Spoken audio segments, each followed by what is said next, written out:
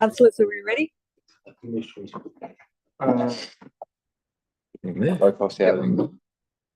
afternoon, councillors, and welcome to the council meeting of the 17th of April 2025. I'd like to start with the acknowledgement of country. Murray Valleys Council proudly acknowledges the traditional owners and custodians of this land and water and pay respects to their elders past and present. This meeting is being live streamed on council website to allow the community to follow council debates and decisions. Members of the public participating in a meeting agree to have their image, voice and personal information, including name and address, recorded and publicly broadcast. Snowy Valleys Council does not accept liability for any defamatory remarks or inappropriate comments made during the course of the meeting. Any parts of the meeting that is held in closed sessions will not be streamed. Councillors are reminded of the oath or affirmation of office they made under Section 233A of the Local Government Act 1993 and the obligation under Council's Code of Conduct to disclose and appropriately manage conflict of interest. Please ensure that mobile phones and other electronic devices are turned off or in silent modes for the duration of the meeting, and no recording of voice or images is permitted by mobile phones or other electronic devices while in the room. In the event of emergency, please evacuate the building using the nearest exit and follow the instructions given by the warden. Do not use the lift. If participating in the meeting from an alternate venue, please enact the evacuation plan for the location if required. Thank you.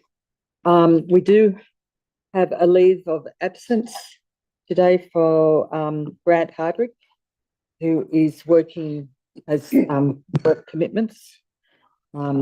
Do I have someone to move? Councillor Packard, seconded by Councillor Wirtz. All in favour?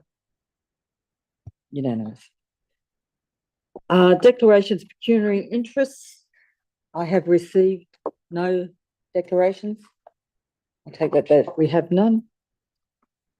Moving on to confirmations of the minutes from the 20th of March 2025.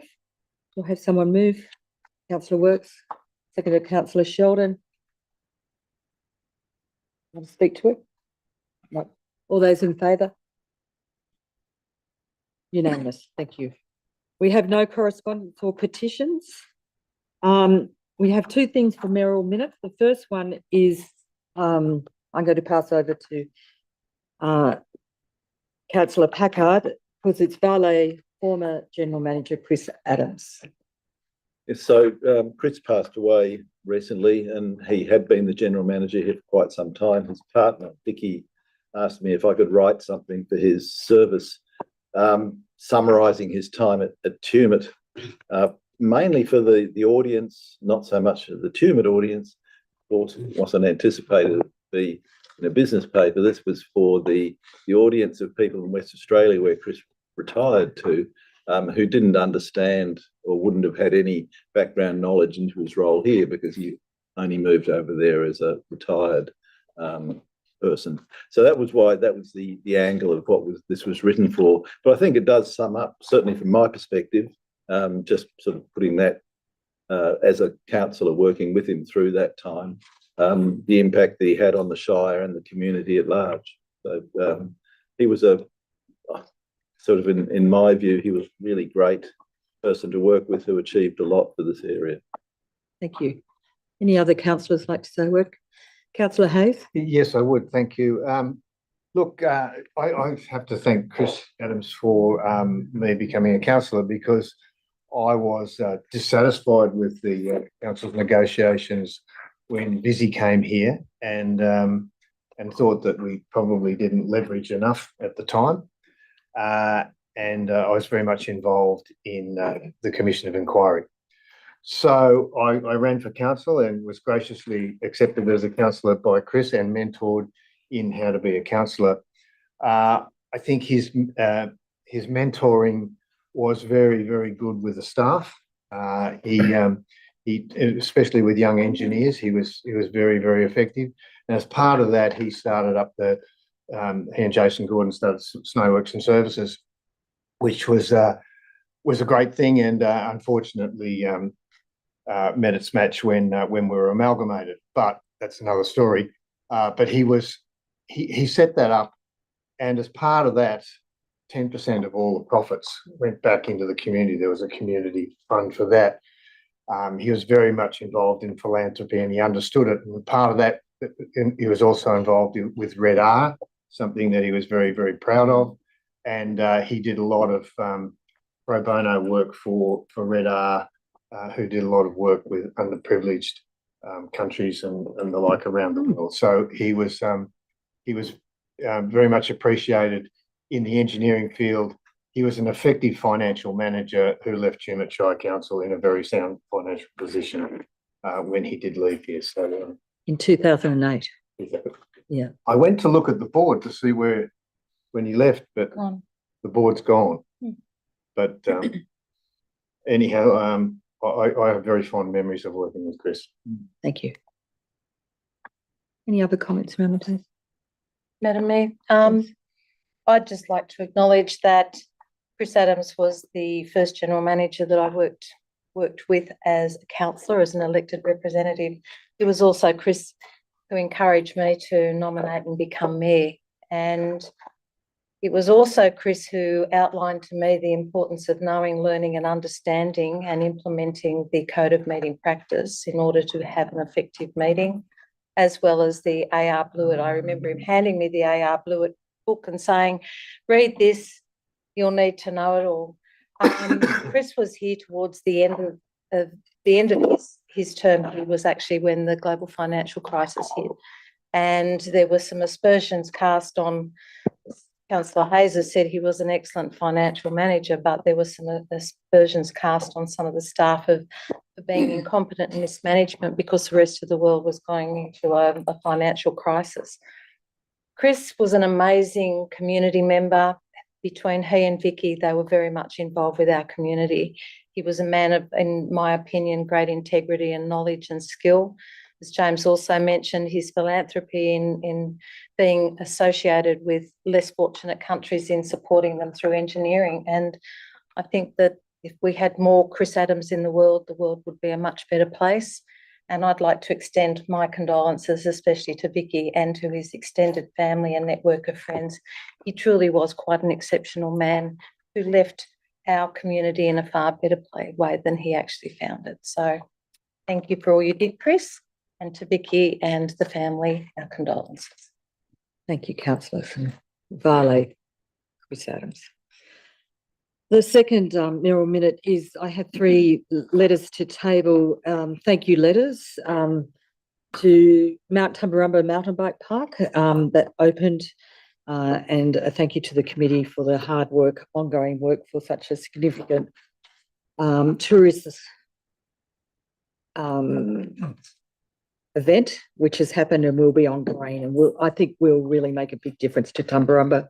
The Cancoban Long Lunch, thank you letter to the Couva team for their work with Carly Franco to make that such a successful lunch. It was amazing that you had the federal member, the state member and local councillors there, which is well done, Cancoban. And then to the New South Wales Forestry Corporation for their work with the Bago Forest Nature Tourism Program. So there are 3 letters to be tabled, which I'll pass around. And then also noting Seniors Week and Youth Week and how successful that's been, and our thanks to the council staff who has worked with that. Just wondering if anyone would like to comment on any of those events. Yes. Oh, Councillor Works. Yeah, just want to speak to the Youth Council event. It happened on Saturday, just gone past. It was a great day. Big thanks to the Youth Council for organising it.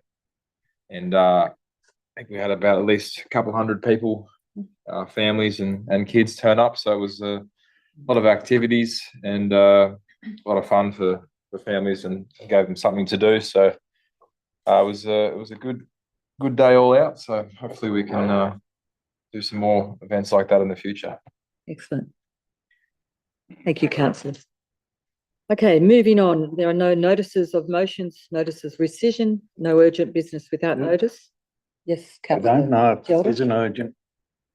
This is the right category it should be in, but I have asked for 3 meetings if the new councillors could see an overall master plan of the airport.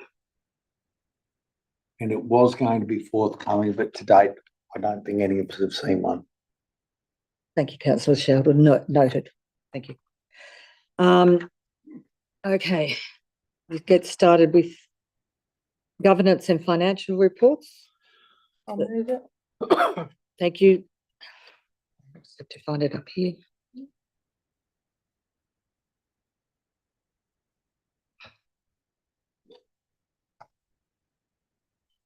The recommendation is to note the report on the council resolutions actions as of April 2025. That's been moved by councillor Thompson and seconded by councillor Sheldon.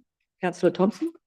Madam Mayor, there is just a couple of issues to just seek some clarification in the resolutions, please. On page 31, in relation to 10.5, the draft community engagement strategy and engagement policy for public exhibition, I would just like to ask that as a council, we make sure that the documents that we are producing are documents that are easy to read and accessible for all people, and that we don't get a little bit tied up in some of our local government jargon, as we can so easily do. The other issue that I was just going to ask to seek a clarification on, please, is, and I'm sorry, the report, page 29, 13.1, if we could have some clarification as to where we are in relation to the Adlong Services Bowling Club Caravan Park lease agreement, please. Thank you, Director of Infrastructure and Works. Through you, Madam Mayor, yes, the lease for the Adlong Services Club has been signed by the club and to the same conditions that council resolved on as part of the heads of agreement in August last year. It's with us to sign and it will be done this week. Thank you. That's all I had to query. Councillor Sheldon. Just an update on 8.3, notice of rescission, sale of freehold, request of lot 1 just down the road. I know the report's not due back until the 30th of the 6th, but have we progressed any further with that, or is there any update we could receive? Through the Director of Infrastructure. Through you, Madam Mayor, yes, Councillor Sheldon, you may have seen the sign that's currently been erected at the roundabout calling for expressions of interest. Expressions of interest open on Monday, public holiday, 22nd of April, and they close on 2nd of May. So there's a month that we're calling for expressions of interest. The documents are also available for Tenderlink. They've been uploaded on Tenderlink. They'll also be advertised in Sydney Morning Herald, the Wagga Council, the Wagga paper, and also the Canberra Times, along with all the local papers in the next coming week. So those adverts will go into the paper, and at the end of the expression of interest, we'll be bringing a report back to council outlining what we have received. Thank you. Councillor Inglis. Yes, what about item 3 under that heading, receive a report on potential future uses of the site? Is that progressing? That'll come out of the expressions of interest. Or in addition to the expression of interest as a separate item? I think what we'll only be able to really determine the future potential of that site once we've received the expressions of interest. And then when we bring the report to council, we can say how we think, council can have a view of how they think the potential future of that site should be determined. I can't really at this stage say what sort of expressions we will get, but that's the whole idea of going out with expressions of interest instead of a direct auction, is that it gives council the opportunity and the community to have a transparent process on what the potential future of that important site is and the sale of that important public land. I expect we'll get a diverse range of submissions. I hope we get a diverse range of submissions back that will be able to, I guess, give us an idea of, and I've said this in the expressions of interest, what the highest and best use of that land is. So we will understand, I hope, in a very open and transparent way, what could be the future of that site as a development site. Thank you. I was just going to ask, Councillor Lada. In relation to the resolution about the rural fire service, that doesn't appear to be captured there. But the potential breach of legislation in regards to the, Councillor Larkin, that is not here, so can't be discussed at the moment, but it is noted and we'll follow that up. but what is, it's a resolution of council, so why is it not on the tracker? To the Acting General Manager. I'll have to check when that resolution was done. So usually the tracker goes back about 12 months. So if it was in that 12 months and it's sort of like a matter outstanding, it should be on the list, but I'll just have to see when that was actually resolved. That's all. It arose out of Councillor the, Larder. Yeah, it arose out of the airport committee meeting minutes. last meeting. Yeah. Okay. Councillor Hayes? 8.4, advocacy plan. Can I ask that you add female change rooms to the Adelong Showground as an addition to the advocacy plan, please? Acting General I Manager, think you're we've happy done with that that? for most of the other communities today. And it was evident at the recent pub nines that the Thank you, Councillor Hayes. That's noted. Okay. Councillor Thompson? Oh, Councillor, no, is this a clarification or question? It is the clarification. I'd just like an update on the Manus Lakes, which I raised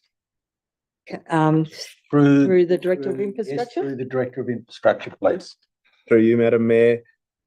Yes, we'll be bringing a report to council in June on the Manus Lake options for council. We're currently exploring and investigating what other councils are doing. That includes Wagga Council, Yass Council, but also we're talking to experts in the field about what is the best and most cost-effective solution to address the blue-green algae in Manus Lake. So we're bringing that report to June meeting. Thank you. Councillor Thompson, do you want to close debate? No, I'm happy with the discussion we've had and seeking clarification from the resolutions, Madam Mayor. Okay. We have one recommendation there. All those in favour? Unanimous. Thank you very much. And moving on to 10.2 now, de-amalgamation. Note the report on de-amalgamation update as of April 2025. I have a mover in Councillor Sheldon, seconded by Councillor Works. Councillor Sheldon. Yes, do we have any updates on this? Because as a new council, I think we would like our business model to move on either way, and our finances being organised one way or the other, and this is still a disruptor out there. So could the General Manager or the Mayor provide us with any updates to where we're at present, please? I'll pass over to the Acting General Manager. Thank you. Through you, Madam Mayor. So, Councillor Sheldon, my understanding is last time I spoke to the Office of Local Government, the de-amalgamation bill passed last year, but that hasn't come into legislation as yet, so that still needs to happen.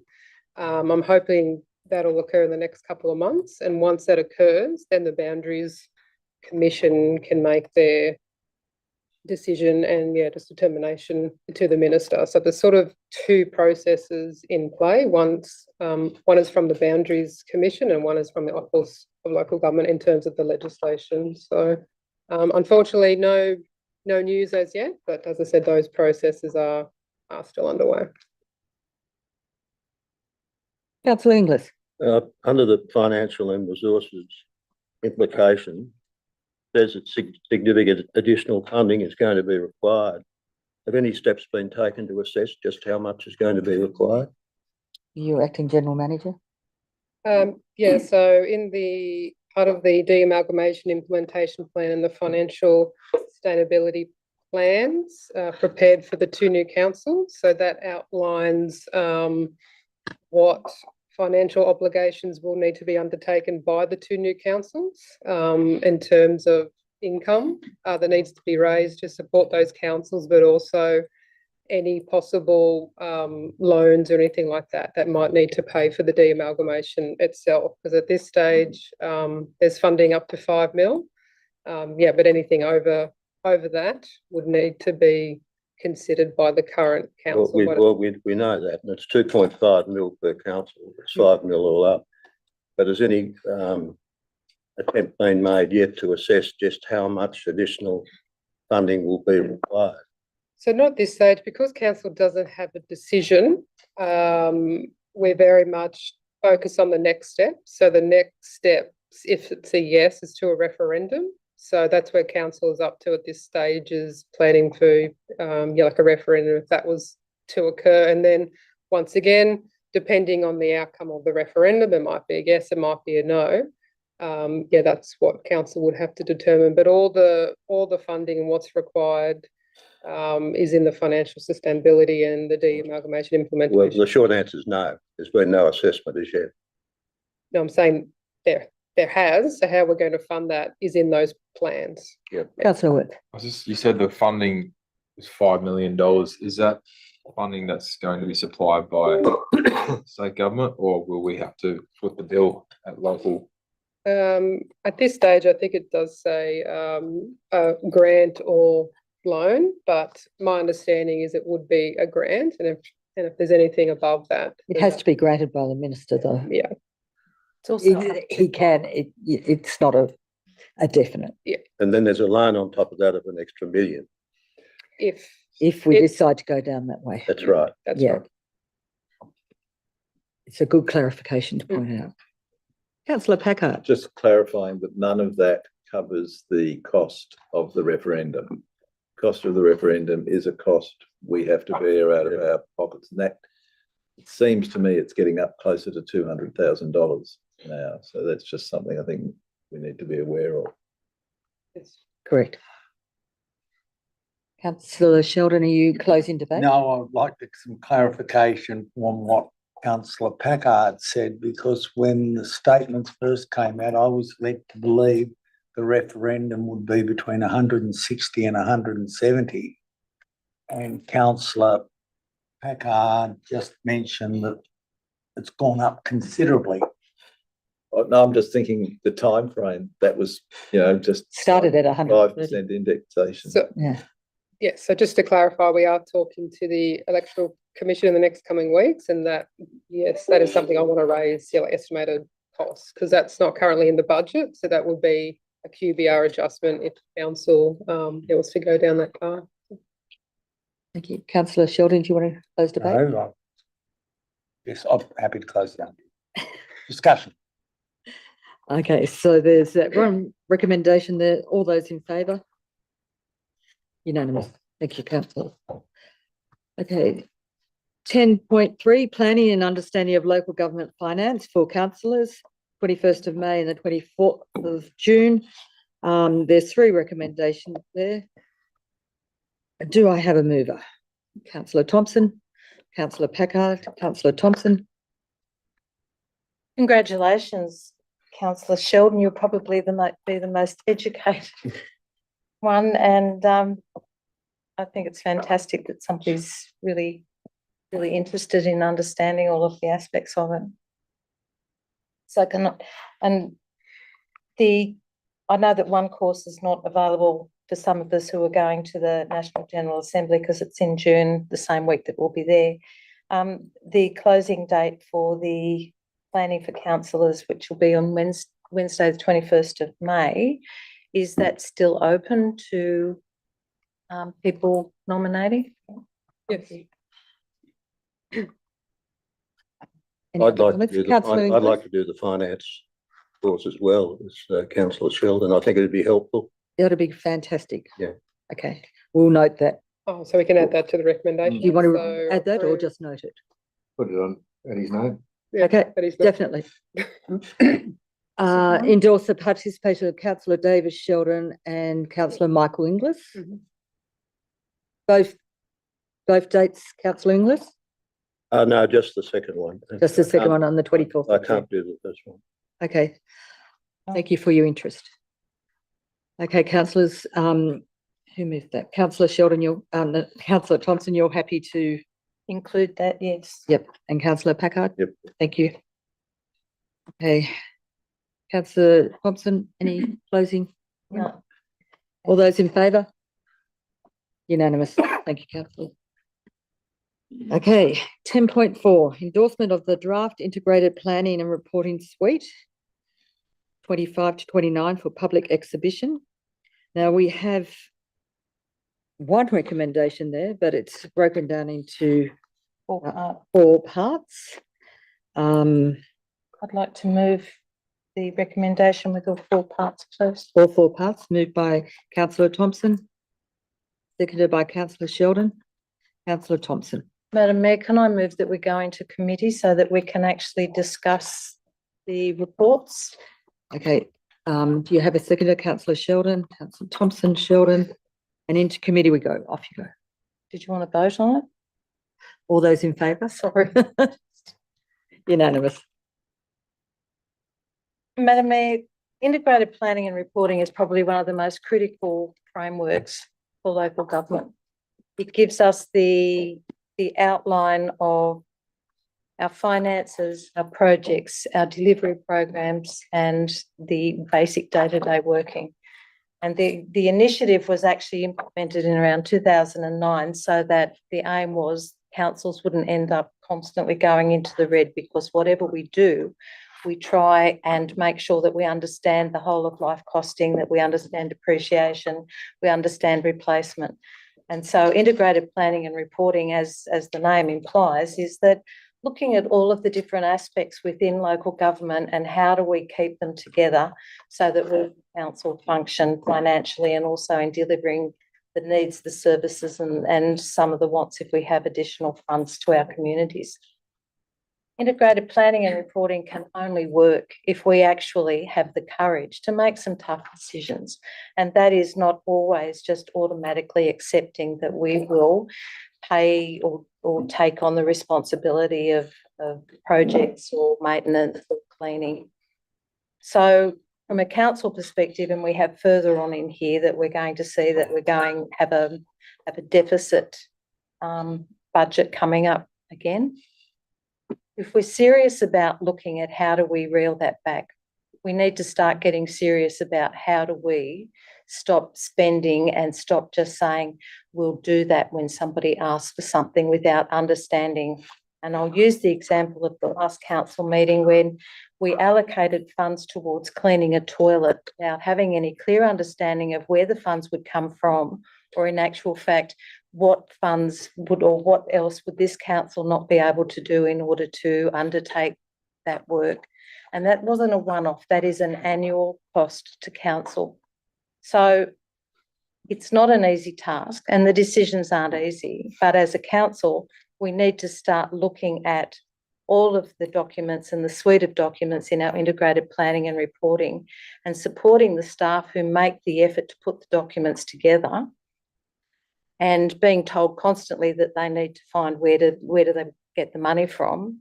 And then we are making decisions as a council of just increasing the spending. Thank you, councillor Thompson. Any other comments? Councillor Sheldon? When you look at the budget deficit, and let's be frank here, it's $3 million. We've got to find that money somewhere. And there are a lot of line items when you go through the budget. There are a lot of other expenses that total up to nearly $13 million approximately that don't have a full description on. That does make one question.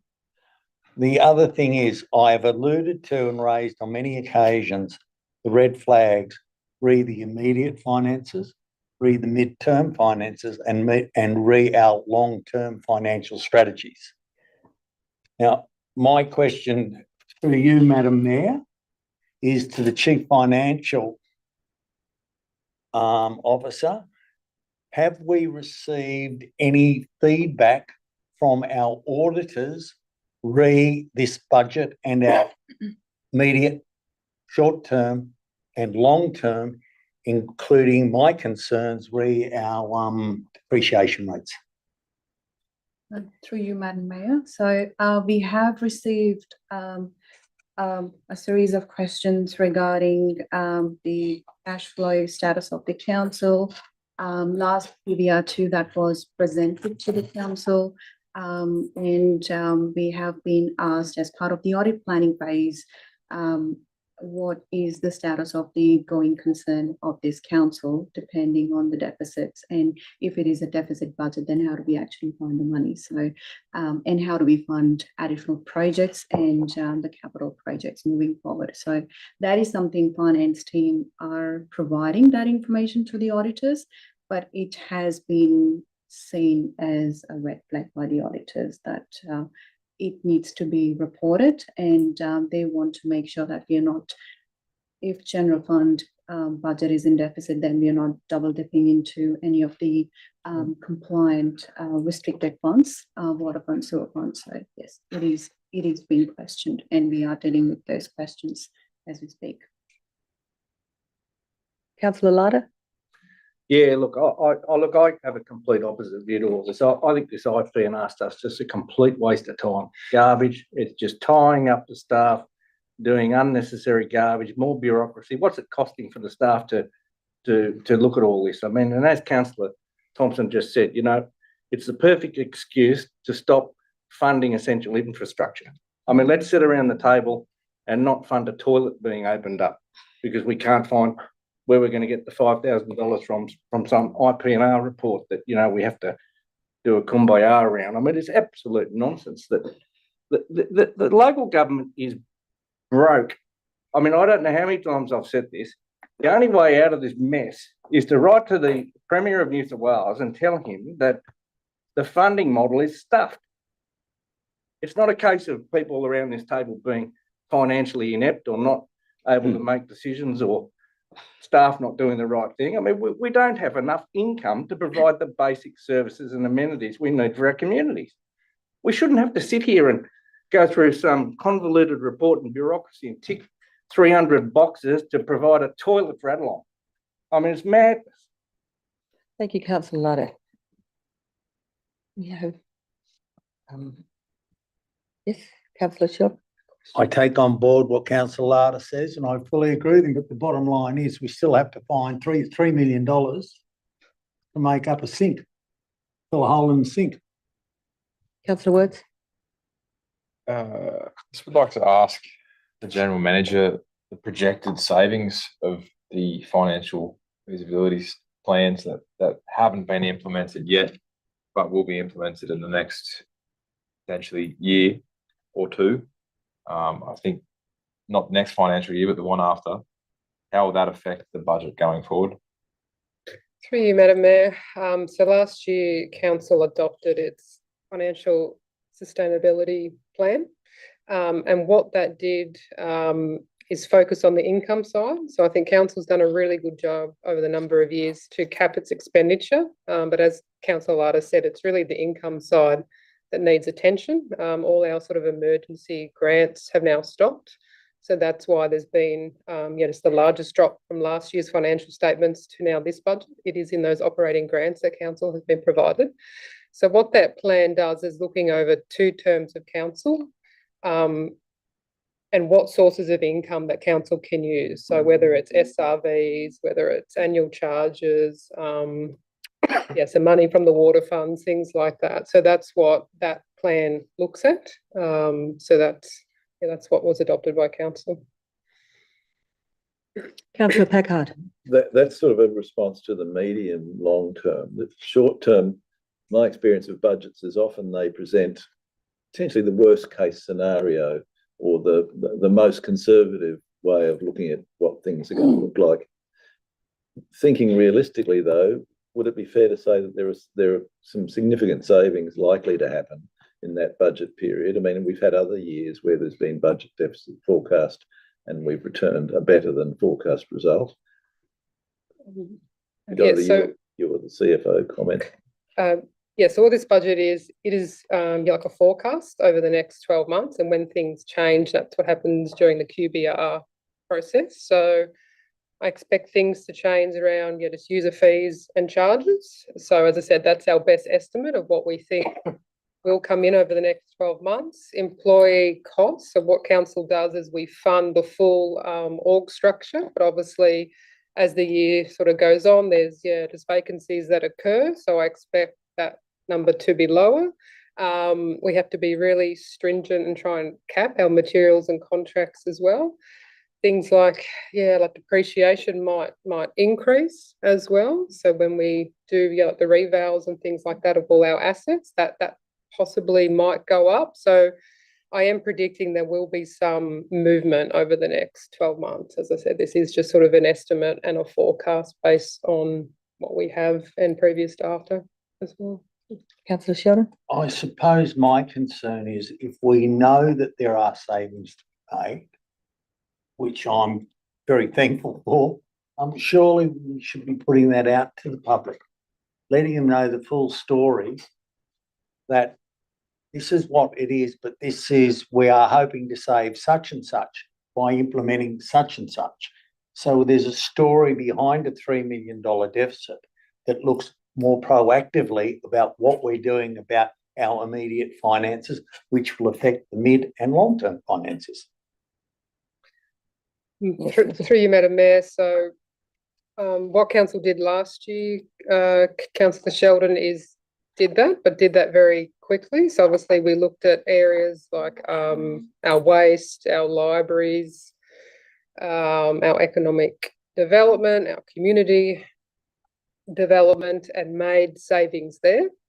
All I'll say is sort of going forward, we can't do that over the next month.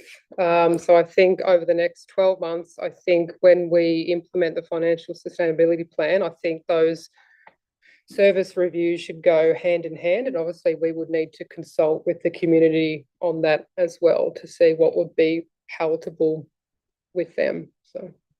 So just to be clear, if, say, in the fees and charges, people in the community are reading these and they have comments about them and would believe that there should be changes, is this set, or can there be changes to these?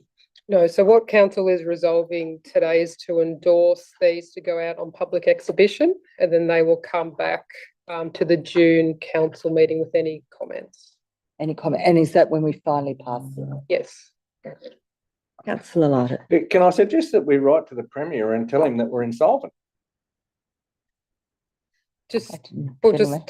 Councillor Larder, so council did write to various ministers and the Premier last year, especially when the IPART report was released into local government, because as you said, we aren't alone, and I'm not sure if anyone has read the Auditor New South Wales office report. There are about half council in New South Wales that are in our shoes as well. So it's not just us, it is a issue across local government. So we did write towards the end of the year, but we can write to them again. But yes, but we did do that.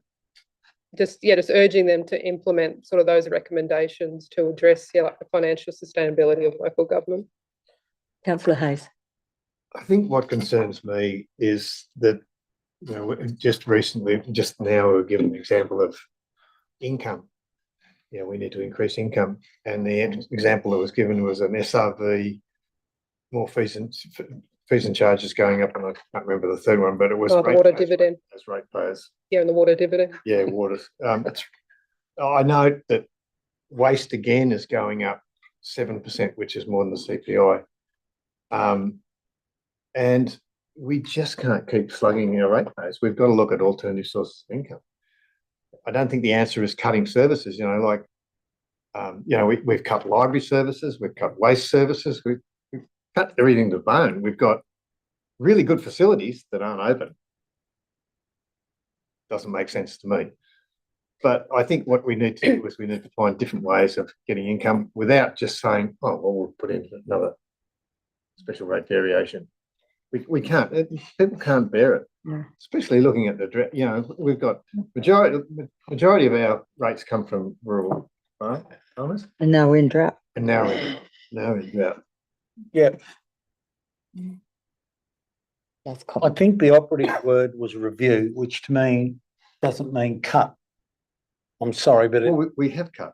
we might have in the past. We have just recently cut. In this council, we haven't. I think that's what I'm alluding I to. think the library might have just shut Madeline. That was That done was in the previous last council. He's talking about the present Yes. council. I'm talking about now. That's Yep. long ago. Yeah, it's June. Yeah. Goes like that. I'm pleased. There is, and look, I agree, Councillor Hayes, we've got to look at alternate revenues. I have a debate at the moment, what's a community project and what's not. Should we be looking at Transgrid to leaving a long-term legacy by running our swimming pools? Should we be looking at Visiot providing the funding to run our libraries, leave long-term legacies that are income, that are cost negative to council? I'm in total agreement. We've got to think outside the square. I do believe, however, we've got to go through, and if we're putting this recommendation, there should be an added recommendation. The council over the next 12 months will take to the community recommendations reviewing some of our services. I agree with you about the recycle centre, but there's a lot of recycle centres around Australia that are actually making money. What are we doing wrong? We have to look at our business cases on a number of services that we do. Swimming pools, we've got a deficit of 1.6 million. Is it because the charges are too high, or we're not getting the attendances? And our costs, there's a whole lot of different things. We've got to look at the business case for each service and work out where we can make money. And that's where I think we're failing, without punishing the ratepayer. Well, I think the pools are a perfect example of the difference between regional councils and metropolitan ones. I mean, they've got a large rate base, very small area to manage. Sometimes might only have one pool. I mean, we've got a smaller rate base. How many have we got? Six. Six. Yeah, they're open. 1.6 deficit, Five. Oh, Plus mine. just food for thought. Councillor Hayes. Move out of committee. Councillor Thompson, are you happy to move out of? Councillor, Councillor Inglis I've been hasn't spoken. patiently. Thank you for being patient. Are we maximising our existing revenue streams? For example, the caravan parks. I mean, the income is said to be $145,000 net, which is less than what we're receiving in rent for the Riverglade caravan park. What is the story with Tumbarumba and Batlow? Are they revenue neutral? Is Batlow still going to lose money? Are we budgeting on the basis that it will lose money? Are we including revenue from Tumbarumba that we're not entitled to, because any surplus has to be reinvested in Crown land, not necessarily that park, but Crown lands that we service? So I asked the question: are we maximising those sorts of revenue streams? And in particular, what is the situation with Batlow? I can answer the question if you want. Okay. Director of Infrastructure and Works. Through you, Madam Mayor. Councillor Inglis, I think you'll find you're right. The income streams across the caravan parks are very different. I think you'll find that Tumbarumba generally makes profit, Batlow doesn't, and we've just renegotiated a lease deal down at Riverglade, which we hope will bring council significant income through there at minimal cost. So we know that, we know it will, yes. So look, Batlow is not doing as well as it should, and we put significant investment in infrastructure in there. We're hoping that might change in the near future. The idea of the EOI that we went out for our caravan parks was exactly what you're alluding to, and that was to make them more efficient, more profitable, to try and get a single operator to run our caravan parks and reduce council's operating costs on those caravan parks. And as we all know, the EOI, that was the key objective of the EOI, was to get an external operator who's an expert in running caravan parks, and we would have leases in place for that with no operational cost to council. And unfortunately, the EOI didn't achieve that objective, and we've now got caravan park run by, or two caravan parks run by in separate leases, and two caravan parks run by council at this stage.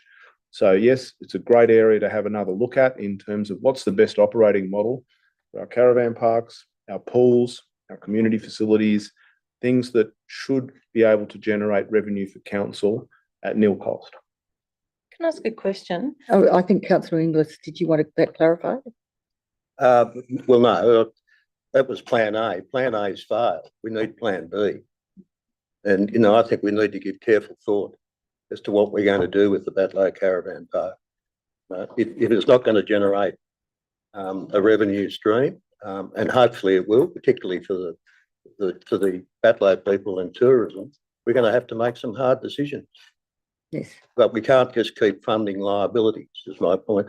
The other point I wanted to make was if we maximise costs savings, you know, I've noted and discussed with the mayor that over a period of 18 months, we turned over 50 vehicles in the fleet.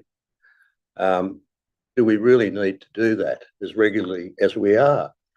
Is the existing policy for procedure with council vehicles, which I've asked for a copy for, but I've not been provided, is it adequate for current purposes? Can we save money there?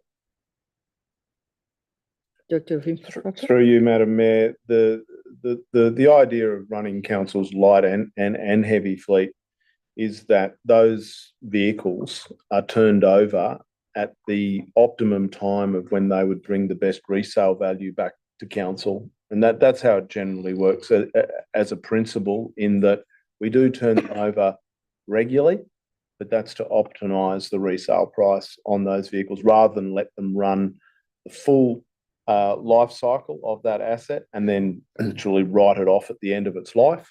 We like to try and manage the fleet, and the fleet is managed at nil cost to council in terms of what it returns. So that's the idea. For the internal hire rates, the resale rates, we have what we call an internal fleet reserve, and those sales and the internal hire rates go straight back into the internal fleet reserve, which then replenishes itself each year.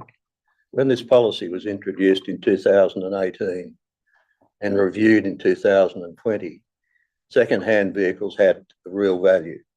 But everyone knows that the market has collapsed.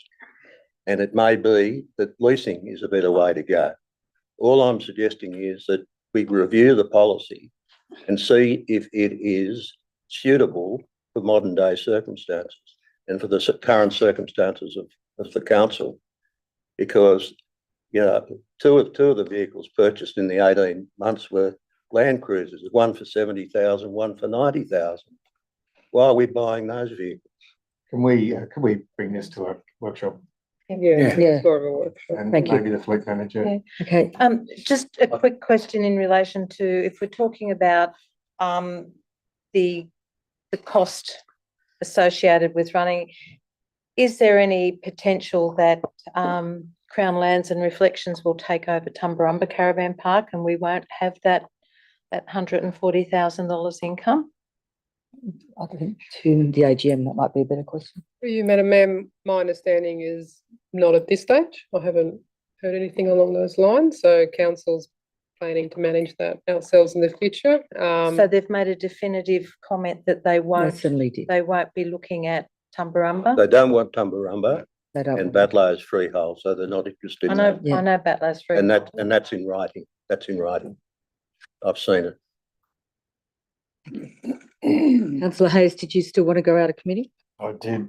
Yeah, can I have a second? Councillor Sheldon, all those in favour? Thank you. So, Councillor Thompson, do you want to close debate then? Thank you, Madam Mayor. I think it's really important that what we understand here is that this suite of documents is going out for the 28 days public exhibition. The community really needs to show an interest in what we as a council, you know, each of us around the table identified that there needs to be transparency in what we do and how we make decisions at the council table. And from my perspective, I'd really encourage the community to be informed on what we're making those decisions based on.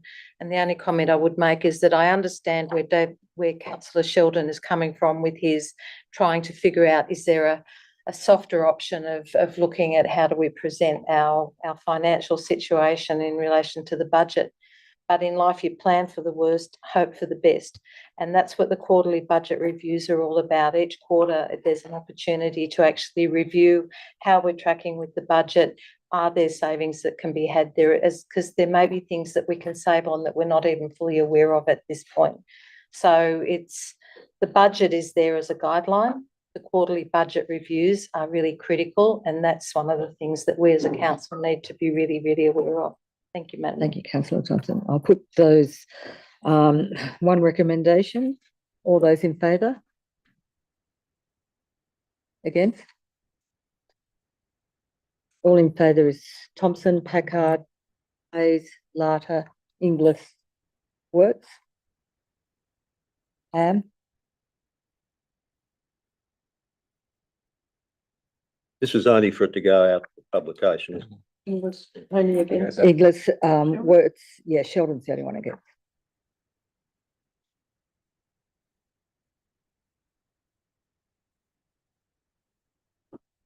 Thank you, councillors. Very good debate. Okay, 2.5, councillor and community directors to the board of the Highland Community Trust. Do I have? I just wondered whether this should be in confidential. No. 4.2.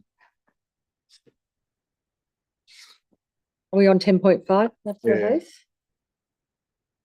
I don't think there's. The Highland Community Trust. Based on what? You'd like that in confidential? Based on Yeah. what? Just that we're discussing people's suitability. I'll second it.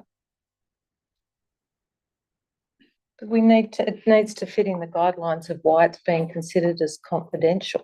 You don't have to, but that's what It I'm asking. will. I might pass this over to the acting general manager. We've had a mover and a seconder to say they'd like this discussed in confidential. So usually, if it's just appointment to trust or committees, it's always been sort of open and transparent to the public. We've already resolved to have the mayor on. I'm just checking, which section do you think it would be under confidential, councillor Hayes? It would be 3B. No, as in on page 94, it lists the reasons why you can go under confidential. So page 94, it lists what can be the reasons that you can. Oh, it doesn't matter. I just vote against. Okay, thank you. Okay, so I have one recommendation, recommendations those. Can I have a mover? Yeah. Councillor Packard, a seconder, councillor Wertz, councillor Packard. Just speaking to it, maybe in future, we should really only be doing the bits relating to who we can appoint to the trust and leave it up to Hines to do. Which is basically what they've done. There are other points. So it seems almost a moot point that we discuss Chaffey, Allen or Anderson. Elaine. They're not within our bailiwick to really say. Gonna leave that out then. Well, no, not this, No. maybe not this time, but next time, if it's a thing that comes around, it's in there now and that it's been, I believe they've been spoken to and or is that correct? I'll have to triple check with the deed. My understanding was, I think in the deed stated that we were to nominate community reps. that it's Snowy Valleys Council has the role of nominating I'll have to triple non-Snowy Valleys triple Council check. people. But it's not a committee Doesn't of read right. council.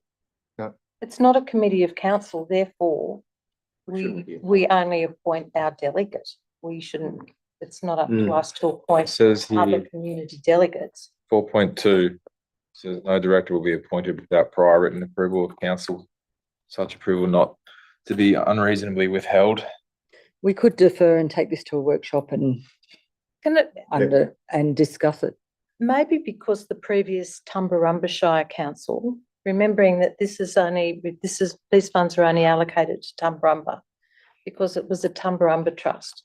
So I'd say that the Tumbarumba Shire Council had a connection and they've just melded it to Snowy Valley, but maybe there's a need to review the terms of reference.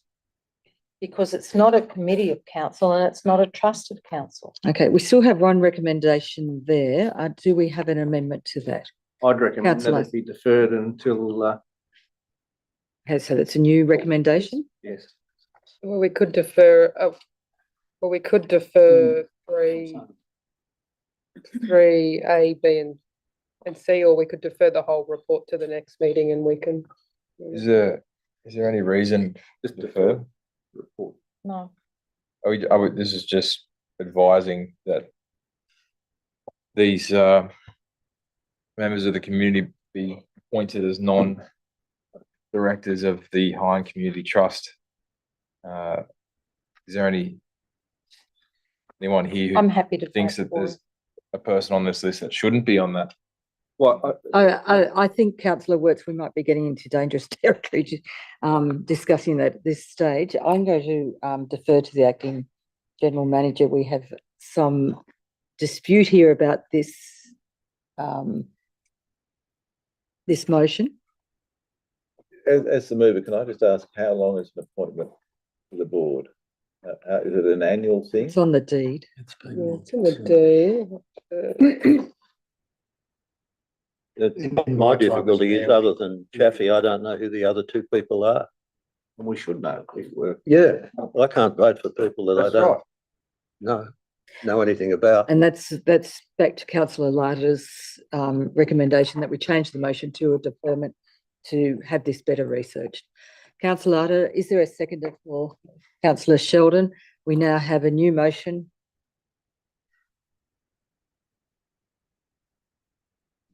For item 10.5 to the May meeting.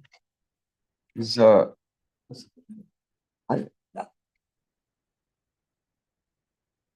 Okay, so we have a new motion on the table to defer that's moved by councillor Larter. It's contrary to It's what's not there. an amendment. I'd have to withdraw this. you'd have to do a new motion. Yeah. Yeah, it's a motion on the table. It's That's a- not an amendment because it's contrary to what the original So motion. the motion now is to defer 10.5 to the May meeting. Well, it's not contrary, it's just asking for more. That's information. been moved by councillor Larter and it was seconded by councillor Wirtz. Is that correct? The original motion. No, the motion that's on the board to defer. I No, haven't it's seconded not. that. No. Sheldon. Who seconded that? Sheldon. I Sheldon, did. sorry, someone on that side. Sorry, councillor All Sheldon. right, I'm being very quiet. Okay, Madam. so now we have a new motion. Councillor Larter, do you want to speak to that motion? Well, it's not a new, it's not in competition to the motion at all. It's just basically saying that there's not enough information for us to make a decision. I don't know that, we have any Thank you. right to actually appoint people to somebody else's board for starters. And secondly, I think if we're going to be appointing people to somebody else's board, we should know a bit of background about them. I don't know that they haven't been bankrupts or criminals, or I'm not saying they are, but I mean, it's, Of course. you know, it's not, Yeah. it's Thank you, not councillor right. Larter. Any other comments from any other councillors? Okay, councillors, we're putting forward the motion to defer 10.5 to the 15th of May 2025 ordinary meeting of council. All those in favour? Okay, we have in favour Packard, Hayes, Larter, Inglis, Ham.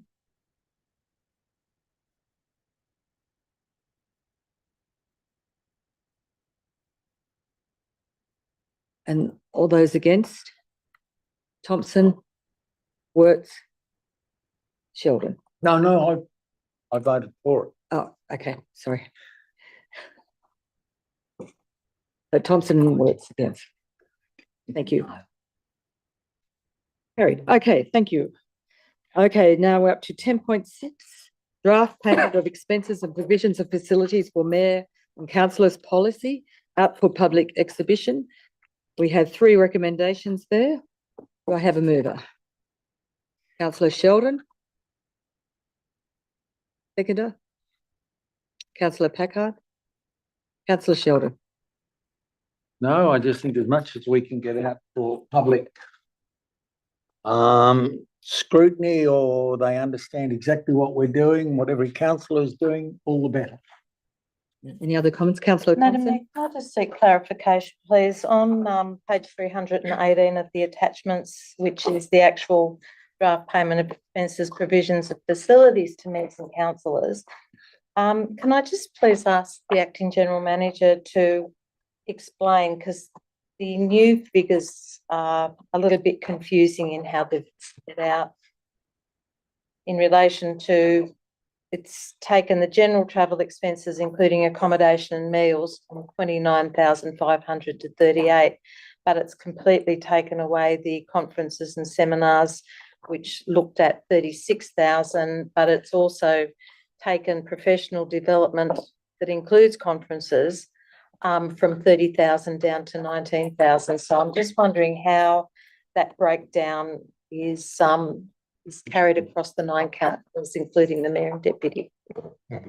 Through you, Madam Mayor, upon review, it appears that the numbers are in the wrong row.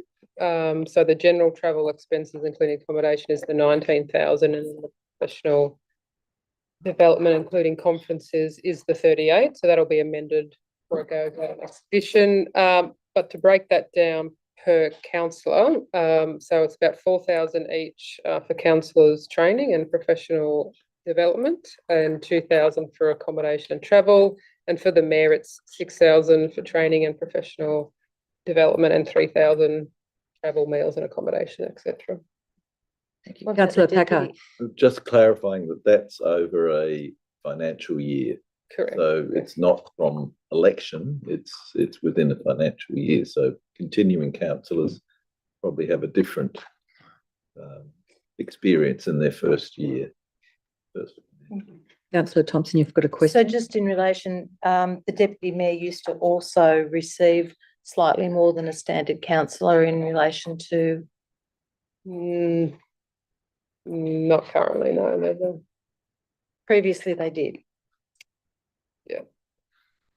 Yes, So so through you, Madam Mayor, so not at the moment they receive the same, but in saying that, those amounts aren't fixed. So it comes back to the overall budget. So within the councillor cost centre, so say if you weren't interested in attending any conferences, but say Councillor Wirtz was, you could actually transfer some of yours there, and sort of vice versa. So I expect the same thing. If the mayor was ill for like a long period of time and Councillor Packard had to step up, I would just see that money coming from the mayor's fund into Councillor Packard. But overall, it's within the one budget, and how that's broken up, it can be moved.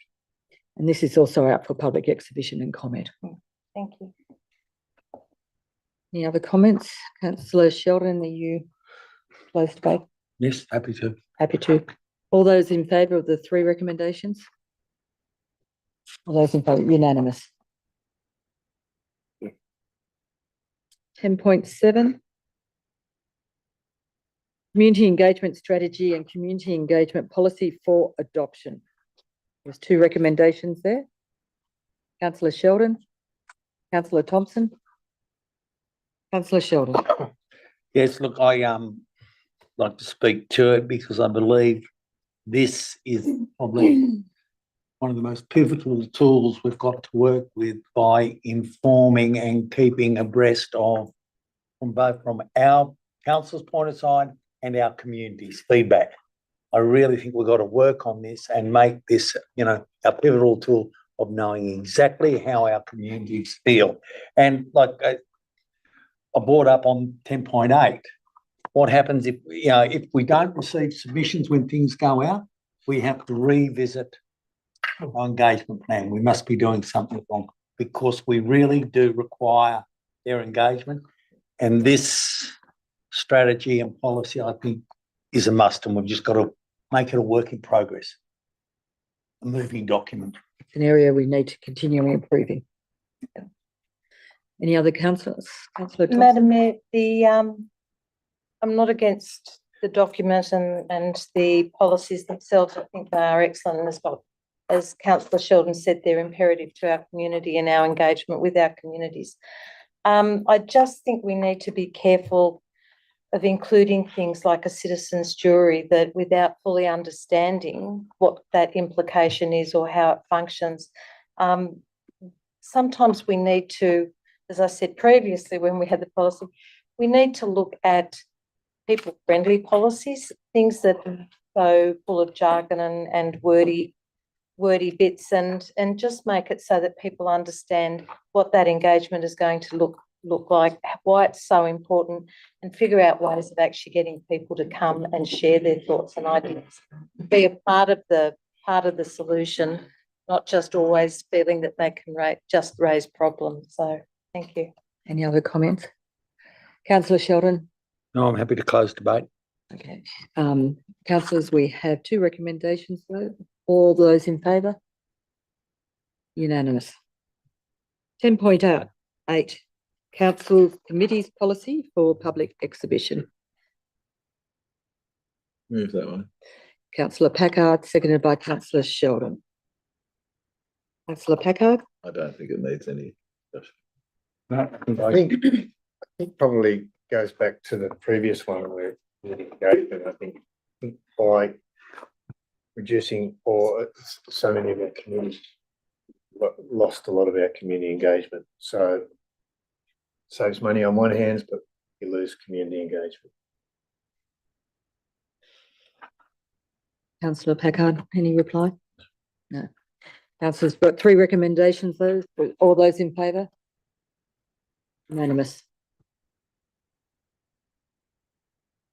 10.9, Statement of Investments. There's one recommendation there to note the report on the statements of investments for March 25. Moved by Councillor Sheldon, seconded by Councillor Packard. Councillor Sheldon?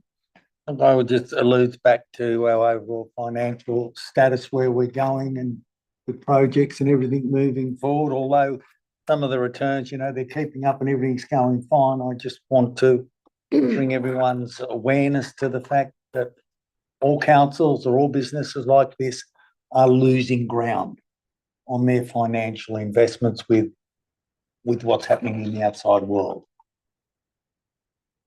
Any other comments? Councillors, I'll put the one recommendation. All those in favour? Unanimous. Now on to management reports. 11.1, Multipurpose and Evacuation Centre Project Update, April 2025. The recommendation is just to note the project update. Moved by Councillor Hayes, seconded by Councillor Wirtz. Councillor Hayes. Well, it's good to see this moving forward. I note the graph there that milestones were halfway, which is good. And I thank all the people for their submissions. And certainly a lot of people have spoken to me, had some phone calls, and also had a look at some of the submissions, the letters that people send in. So I've been getting into some of those. So thanks very much for all that, and we're moving another step forward. So thanks for the report. Councillor Sheldon. Can I make a recommendation that we move into committee for the discussion on this? Do I have a seconder? Councillor Thompson. Councillor Sheldon. What Councillor Hayes is saying correct, but I do notice that going back over the previous reports, this is starting to become a bit of a paper tiger report. And I do notice, and I've raised it on numerous occasions, we still not have the business plan and the costings. And the longer they are delayed, the more and more it concerns me. It really does, because this could be a big elephant in the room as our finances move forward. Thank you, Councillor Sheldon. Councillor Lada. Can I just confirm that the minister has written to us and said that they won't engage in a change? It's absolutely categorically off the table. No, to the Acting General Manager. Through you, Madam Mayor, to Councillor Lada. Yes, so we've been approved that 12-month extension for that site. And the consultation's obviously still occurring with the affected residents because they are obviously very distressed. Just this week, I've seen the project manager down there twice, actually, just down around that area. Yep. Working with them, and I know I'm in constant communication with them as well, So as I think of many of the councillors here. has there been any budget allocated to dealing with any resolution of their concerns? Whether that be noise, the prospect of double glazing. Over to the Director of Infrastructure. Through you, Madam Mayor. So what would normally happen is when the assessment's being done by the planning assessor, they would condition things like that. So if the concerns are things like noise or any other concern that can be conditioned, that would be up to the assessor, the planning assessor, to make that recommendation. So they can certainly condition those sorts of additions to the current design. In terms of the cost, the current design would then have to incorporate those additions or those conditions that are part of the DA. And yes, the current project budget has a contingency for the DA conditions that may or may not be imposed on the design. And is it possible to look at, I think the traffic flow is obviously going to be a big concern around there. So is it possible to look at maybe between the site and the existing bowling club, closing that road and turning that into a car park? At this, through you, Madam Mayor, at this stage, unless that's going to become a condition, which I don't think is likely as part of the DA assessment, the road would stay open, because the way the traffic management, the way the traffic consultant has prepared the traffic management plan is having that road maintained as being open. So at this stage, the answer is no. Would that be something that we could have to ask them about, whether if that road was to be closed there, because that would improve the parking and it would stop Which road are you talking about? the road between the bowling Russell club. Russell Street.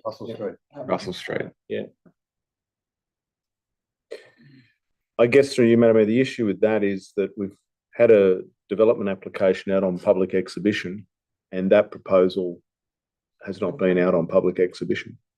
So I don't think at this stage, and unless, as I said before, it's deemed to be a condition of the consent or of such a matter of concern, that the planning assessor would come back to council and go ask us for that information, i.e. council staff, architects, could you please provide me with a traffic management plan that shows the closure of Russell Street, which we haven't received from him, then that proposal wouldn't proceed. Councillor Sheldon.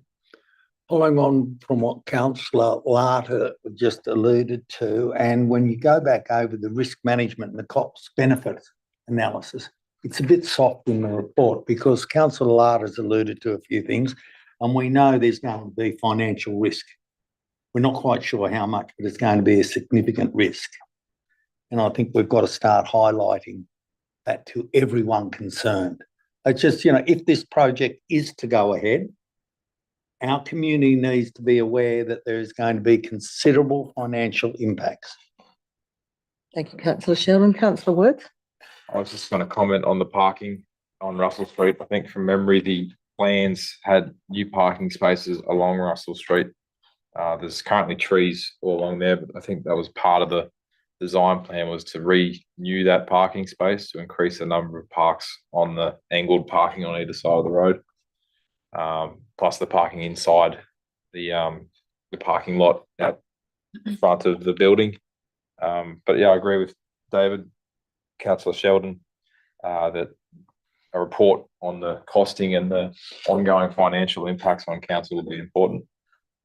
Can I get the acting general manager to talk on that?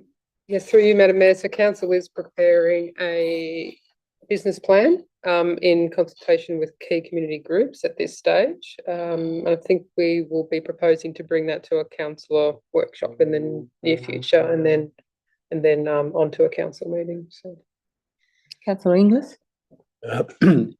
Just on that point, right through the budgetary documentation, there is a tenor of the council wishes to pursue a user pay policy in a vigorous way in the future. Will that be applied to this project? In other words, the users will have to pay for it. Through you, Madam Mayor, to Councillor Inglis, yes, that will be part of the business plan. All right, and does that mean it has to be, perhaps it's premature, but it will be part of the business plan, and it'll be a user pay project? Yes. All right, well, I think that alludes to Councillor Sheldon's concern as well. The other point I want to make is I would like to see clarification. In the traffic and parking assessment report by Positive Traffic Proprietary Limited, it says that the parking provision of the development exceeds the minimum requirements of the DCP. But as I understand the situation, if the DCP is in conflict with the LEP prevails. Am I correct in that understanding?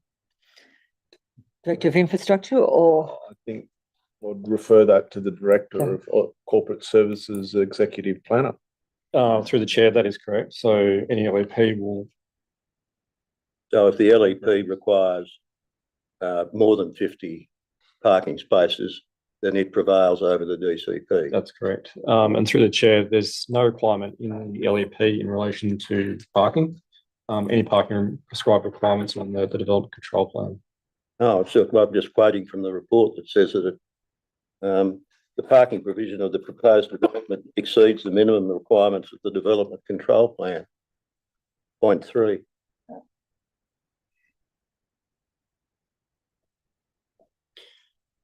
Through the chair, I think there's a parking shortfall that's proposed in relation to the development control plan for this. So there's a departure from the standard. But in terms of that departure, there's also a traffic study that supports this development in terms of other types of developments that this consultant has prepared for. And he believes, in his view, that the proposed parking level is sufficient for this type of development. Yeah, I understand that. And that's something that will be considered by the Southern Regional Planning Panel. As some councillors here know, I've got a reasonable knowledge of the workings of the Land and Environment Board. And I just wanted to alert the councillors that I have a real concern about section 4.15 of the Environmental Planning and Assessment Act 1979, in the event that there is in fact an appeal against the development application, if it is successful. And the area of concern for me is this, that the Act provides that the development must not impede on any adjoining properties in terms of overshadowing, acoustic or visual aspects, and due to its positioning and scale, and will provide a low level of impact on the existing local amenity. It must have a positive contribution to the locality and an appropriate development of the land, bearing in mind that the land is in large part parkland and a war memorial. And I envisage that sometime down the track that may become a real issue. thank you, Councillor Inglis. Okay, Councillor Thompson. Yeah. Thank you, Madam Mayor. The concern that I have is basically relates around the fact that at this point we're being asked to approve a multi-million-dollar project without a full understanding. It's very open-ended as to what the financial implications, not only to going forward, but also the community as a whole. And I base that on the fact that when the SRV was first spoken about in 2021, the issue of a 25% increase to a 38% increase in September. And when I raised that with the then CEO, the response was that the council had received 2 grants since that May meeting. And I I know that we are talking about a working party and a working group and looking at this and looking at that. But for me, I need to fully understand what the implications are and how much we're talking about the cost to the community going forward. Because let's be really honest here, everybody starts off saying it's not going to cost council anything. Yes, the committee will do this and the committee will do that, and then things happen and we get barrage of comments from people saying, oh, we can't afford to pay it, and we you know, you're going to send us broke. And that is my fear, that if we are going ahead, we need to fully understand where the money's coming from, how much the money is to start with, how it's going to work. If we're truly talking about a multi-purpose centre, that management committee, remembering that it started off because the basketball needed more than one court. So we just need to be realistic about what we're looking at here. What is going to be the financial impost on the community going forward? Is it really going to be self-funding? And how is it going to be managed so that those other sports do have access to it? So I've got a lot of concerns in not just the building being built, but how is it managed and operated, and how will it financially impact on the wider community? We've all spoken about how tough the finances are at the moment, and communities and individuals are doing it tough.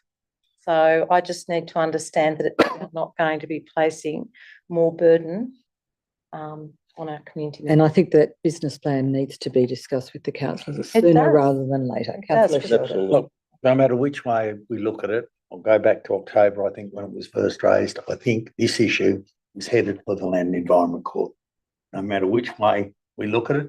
So I'm pretty confident our respective directors will make sure they're dotting every i's and crossing every t's.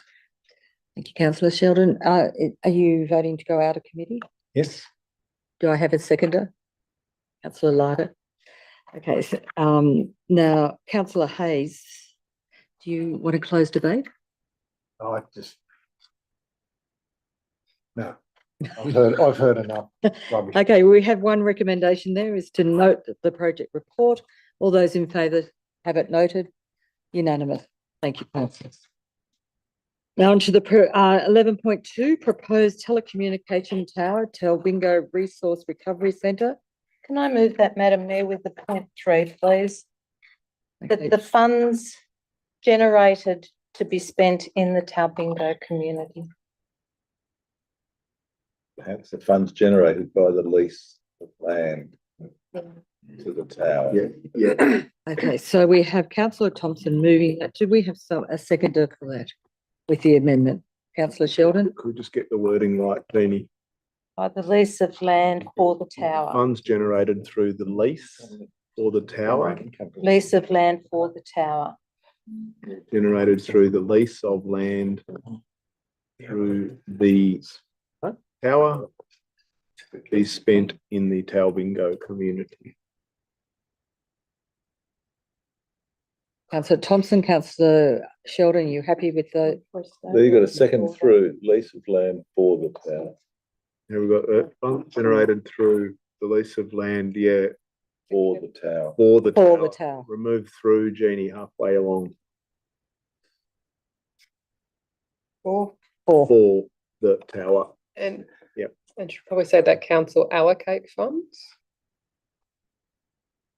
But allocate. Yes, Yeah, yeah. that's council. Yeah, Yeah, happy with that. Happy with that?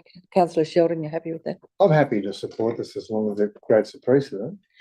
Well, can I speak? Can it, yeah, councillor Hayes, have your time? Thank you, Madam Mayor. I've put this in because a lot of people around the table probably aren't aware that in Talbingo, Snowy Hydro, in fact, basically contributes the equivalent of funding of a full-time employee of council who mows and maintains a lot of the areas in Talbingo.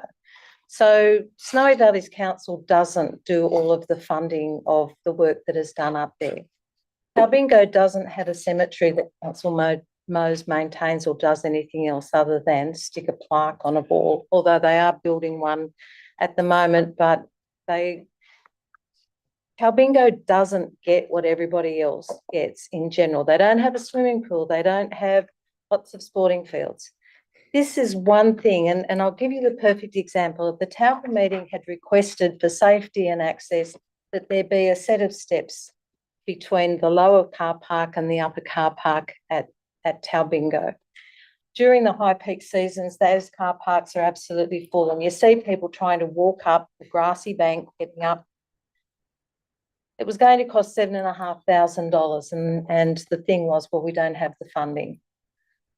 You know, council doesn't have to do footpaths, they don't have to do the guttering up there.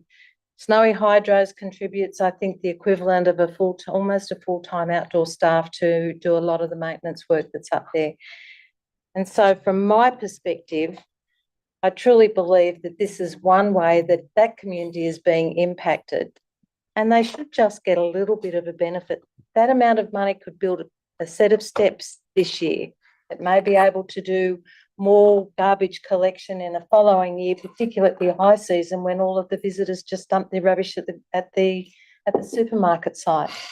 So that's why Taubingo isn't the same as every other community, because it doesn't have all of the benefits and assets of the majority of the other townships and villages in the Snowy Valleys. Thank you, councillor Thompson. Councillor Hayes, did you want to speak now? With the motion. Or councillor Inglis would Well- like to? How much money are we talking about? Over We'd have to to the go into directive. confidential, Michael, sorry, through you, Madam Mayor. It is in the back of the document, in the confidential. Oh, right. It's not enough to run a toilet for a year. Well, Clean a I toilet. know that a friend of mine's got a tower, Telstra tower on his property, and he gets 30,000 a year. It's not that much. No. Have a flick through. to Well, confidential. that's why I asked the question. Yeah. It's in Taubingo. Thank you, thank you, councillor. What- Any other speakers? James. Councillor Larder. Well, I think it sets a precedent. That's an issue for me. Because, I mean, the football people mow their grass too, you know, you can make cases for everything. I think we should be just allocating money on a needs basis, priority basis for whatever works need to be done. And, you know, I don't think you should be creating different pots in different places, saying, oh, that's mine, you know. Would you like those points voted on separately? Councillor? Well, I think so. Do I have a seconder? Does that have to be seconded? Yes, Yeah, it's moved and so- seconded. to So vote. you moving to have those voted on separately? But moved by councillor Larder, a seconder for that?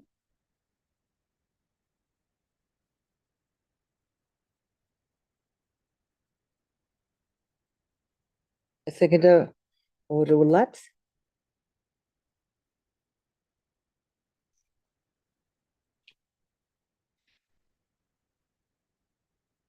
Okay, so we return to that, the three recommendations will be moved in one. Okay, so, councillor, It's not a motion. it's not a motion. Seconded. So councillor Thompson, do you want to close debate there?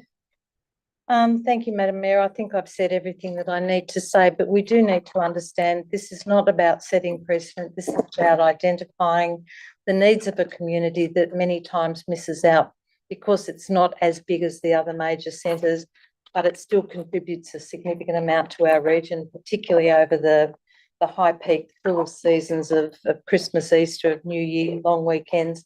And, you know, it's one way that we can do something for them because we don't do a great deal up there. Thank you, councillor Thompson. There's three recommendations. All those in favour? Thompson, Packard, Wirtz, Sheldon, Hayes, Inglis, everyone bar Larter.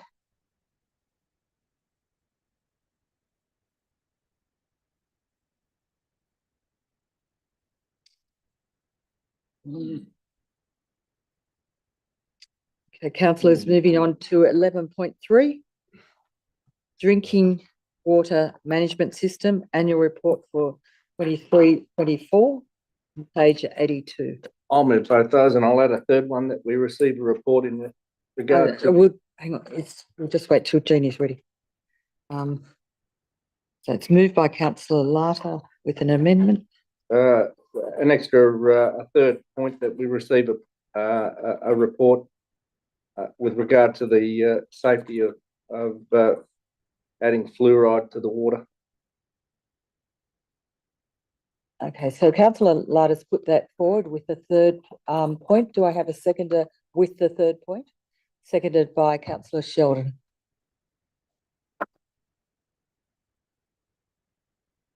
Okay, councillor Lara, want to speak to that? Only that I think it's important that we get the facts in relation to the fluoridation of water. I did support it years ago, but I'm now advised that there's a case in the Supreme Court in the US that's ruled that it was dangerous and that it was harmful. Now that obviously doesn't seem to have flowed down to New South Wales Health, which isn't a surprise, but wouldn't expect anything less. So they haven't exactly covered themselves in glory over the last few years, the bureaucrats at New South Wales Health. So I don't take anything for granted in relation to what they tell you in regards to safety. So I think it's prudent that our staff do an independent report in relation to whether it is actually safe and include studies from overseas and any information that might be relevant to ensure that our residents are safe. Thank you, councillor Lara. Councillor Sheldon? Just to support councillor Lata, just over the last 12 months, there has been growing concern realising raised about the fluoridation of our water systems, not just overseas, but also in Australia. And I think we should be aware of it. We should be on top of it. Councillor, the acting general manager. To say something if I can. So council administers its fluoride through the guidelines at the moment. So that's what we go by, which is obviously based on years of medical research. So if council was to do something different, we would be in breach of the guidelines. That's where we get it from. You, councillor English? This is a community issue. You know, we should tread very carefully before doing something like this. And you'd really need expert professional material to justify. And you would then seek community approval, in my opinion. Would you like to vote on these three things separately, councillor English? Yes, I think, yes. Do we have a seconder? Councillor Packard. And can I just add? Just help Jeannie here, just help him. So let's move by Inglis and Packard. Councillor Larda, you will be closing debate. So does anyone want to speak before Councillor Larda speaks again? Yeah, well. Councillor Thompson can go first. Madam Mayor, none of us are immune to the understanding that there are sections of our community who are for or against certain things. When fluoride was introduced into the water, it was deemed as one of the most important things to actually assist with dental decay and cavities. It's also identified that poor oral health is linked to heart health and general overall health.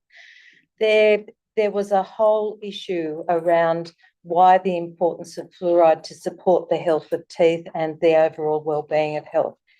If people, and it was raised earlier in just general discussions, that there are the options within your own home to put a filter on the tap that takes it out. But there's also in general water streams, fluoride occurs naturally as well. It's not just added in. Sometimes the treatment that we do within our water treatment works takes out some of these other basic minerals that you would find in free-flowing streams. So if we were to have a report, it would need to be one that was a balanced report that looks at all of the aspects, not just going for the safety, but also looking at the benefit. There are people who are allergic to air. So we need to be really, really careful, whether we agree with the New South Wales Health or indeed federal health. We need to understand what the impact of removing something would be and I agree with councillor Inglis. This is not a decision just to be made around a table very quickly.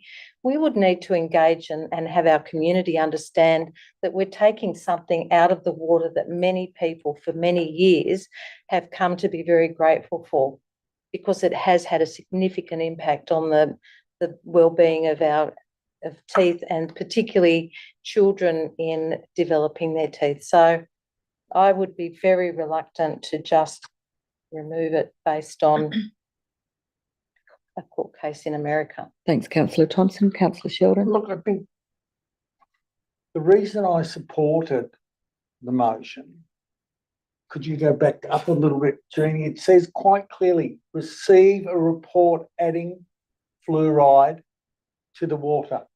I don't think it's saying take fluoride out or doing anything else. Just let's get up to date of where the current situation is at present. Now, and it is a precarious position we're putting, where the community may think, but I think the motion or the request is pretty self-explanatory. We're not making any suggestions there, except for we're asking for a report of fluoride in our water at today's date or in this current circumstances. And I don't have a problem with that. I thought the Thank you, wording councillor was Sheldon. safe. Councillor Hayes. No, I would expect that council would give us a balanced report, not Yeah. an unbalanced report. So I think that's what I would expect. And just to be Yes, informed okay. is not a sin. No. Thank you, councillor Hayes. Any other comments? Councillor Larder, closing debate. Well, look, this is no different to acknowledging a problem intersection. You get a traffic study in and you get all the evidence. I mean, all I'm saying is that there is evidence out there that's saying that this may not be the best practice now. So let's get the information.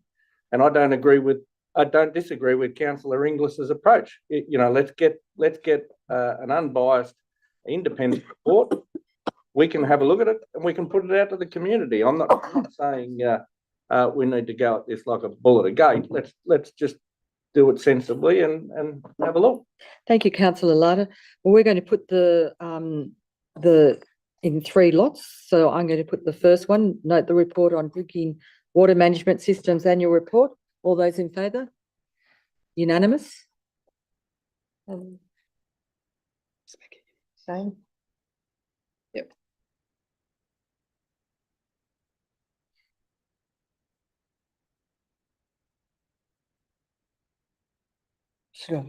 Should I have moved those each individually? Yes, which we're doing, but we just need a mover and a seconder on each one. Okay, so the second one, the second one is to endorse the Water Management System Annual Report 23-24 for submission to the local Public Health Unit, New South Wales Health, moved by councillor Sheldon, seconded by councillor Wirtz.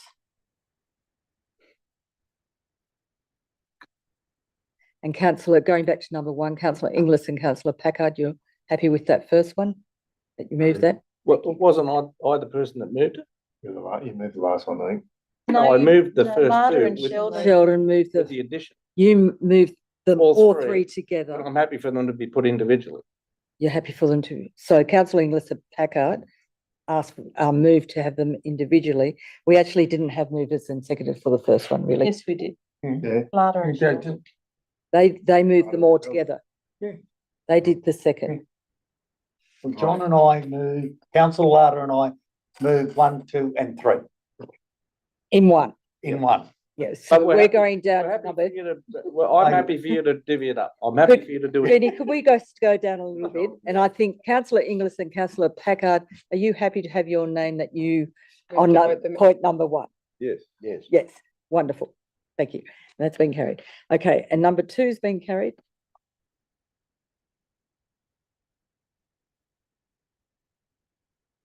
And so we're now at recommendation number 3 is to receive a report regarding adding fluoride to the water. Now, can I have a mover? John Larder. Councillor Larder, seconded by councillor Sheldon. Excellent. Okay. All those in favour? Councillor Larder, councillor Sheldon. Councillor Hayes. Against, councillor Thompson, councillor Packard, councillor Inglis, councillor Work, councillor Han. Thank you. On to 12, minutes of committee meetings. 12.1, minutes of the Audit and Risk and Improvement Committee, the 19th of March 2025. Move that way. Moved by councillor Packard, seconded by councillor Sheldon. Councillor Packard, There was nothing, I think, really to be, you attended the I meeting. attended the meeting. Yes, It's still a learning process. yeah, I agree. Any other comments? All those in favour? Unanimous. Madam Mayor, I have a appointment at 5:30. So I'm sorry. At 5:30. Yes. Good What do luck you with like? that one. Well, happy sorry, Easter I'm to just you. used to meeting starting at 2:00. Thank you, councillor Hayes. Have an enjoyable Easter. I'd 12.2. possibly suggest that just before Easter, this is not a good one to have late. It probably could have had a bit more Agree. thought into it. 12.2 moved by councillor Sheldon I'm just going to text someone to come in and get me. to text. Yeah, just text my wife, just to let you know I've turned the phone on. I must made it really inappropriate. Thank you, councillor Sheldon. 12.2 minutes, Youth Council Committee, the 13th of March. We have two recommendations there. Do I have a mover? Councillor Wirtz, councillor Sheldon. Councillor Wirtz, would you like to speak to this? Just that it was a good meeting and that we organised the youth week out of it. Very successful week, and the event on Saturday was, as I mentioned before, great success. We particularly like the point of order. I thought me and Councillor Hardwick might do a councillor themed cool noodle fight, I think was was the thing, but yes, It looked excellent. it was good fun. Thank you very much. Okay, all those, any other speakers? No, all those in favour? Unanimous. Sorry, Madam Mayor, I know we've closed, but the Youth Council is such an important part within our community. And I think it's just good to note that the community radio station that we have exists because initially it was a Tumut Shire Youth Council initiative, who then came to the Montreal. And so the Montreal celebrates 30 years of operation, and the radio station has been operational with a full licence for 21 years. So our Youth Council is really an important part of our community. And Thank you, comes up Councillor with some Thompson. Great ideas. Okay, 12.3 minutes of the Toomer Recreation Reserve Committee. There's one recommendation there.